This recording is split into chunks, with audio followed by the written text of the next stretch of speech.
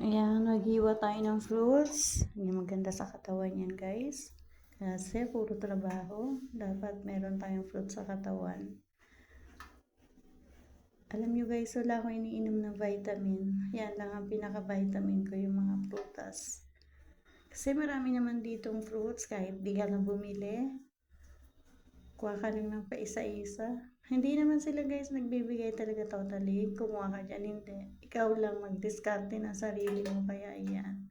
Nakadiskarte yung kadama ba? Kumuha ka ng sunkist at apple. Kakainin namin ng kasama ko eh. Maganda kasi sa body yung may fruits ka din. Hindi puro rice. Tsaka kubos. Puro pagkain dito kubos guys. Wala na kaming vitamin at di pa naaarawan. Pupunta lang kami sa labas pag magtatapon ng basura. Hindi na rin nakakalabas magbadala at through cellphone na lahat dito. Kaya napakalungkot ng buhay ng OFW guys. Hindi naman lahat kasi ang iba guys dito may day off. Dito lang talaga sa amo ko kahit na gaano na ako katagal eh.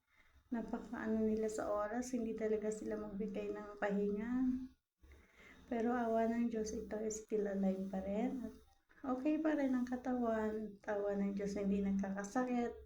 Kasi once na gumawa tayo ng kabutihan, eh hindi naman tayo pababayaan.